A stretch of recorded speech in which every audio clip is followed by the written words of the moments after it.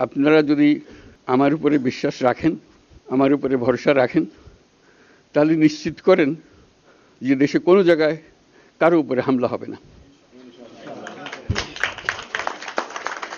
এটা আমাদের প্রথম দায়িত্ব।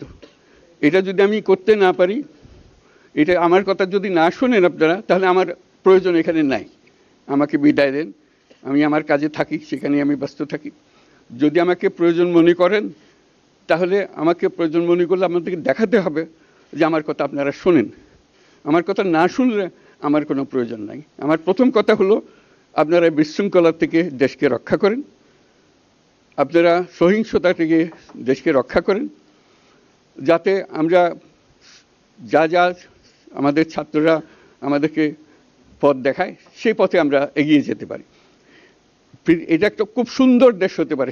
বাংলাদেশ একটা খুব সুন্দর দেশের সম্ভাবনাময় দেশ। কাজে এই সম্ভাবনাগুলোকে আমরা নষ্ট করে দিয়েছি। এখন আবার সেই বীজতলা আবার তৈরি করতে হবে, আবার আমাদেরকে জেগে উঠতে হবে। তারাই এই বীজতলা তৈরি করবে, তাদের হাত দিয়েই হবে, এবং তাদের দিকে আমরা তাকাবো, এবং আমরা তাদের নির্দেশ মতে আমরা অগ্রসর হব। এখানে সরকারি কর্মকর্তা কর্মচারী যারা আছেন, সেনাবাহিনী, বিমান বাহিনী, নৌবাহিনী প্রধানরা যারা আছেন, তাদের প্রতি অনুরোধ, আমরা একটা পরিবার, এইটার মধ্যে যেন আমাদের গোলযোগ না হয়, আমরা একযোগে একসাথে চলতে পারি, এবং আমরা তড়িৎ গতিতে একটা সুন্দর বাংলাদেশ গড়ার পথে এগিয়ে যেতে পারি।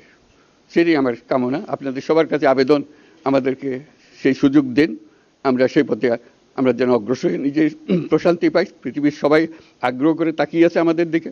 এখানে যখন ছাত্ররা রাস্তায় নেমেছে, পৃথিবীর সব জায়গা থেকে অভিনন্দন এসছে, যে তারা অবাক হয়ে গেছে। আমাদের তো গা শিউরে উঠেছে, প্রতিদিন যা হয়েছে অবিশ্বাস্য কাণ্ড।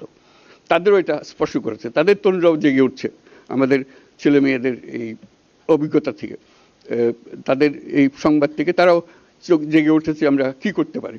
কাজে আমাদের কাজ হবে এগুলো সম্পূর্ণ করা। আমরা আজকের থেকে শুরু করলাম, সেটা আশা করি আমরা দ্রুত গতিতে এগিয়ে যেতে পারবো। সবাইকে ধন্যবাদ।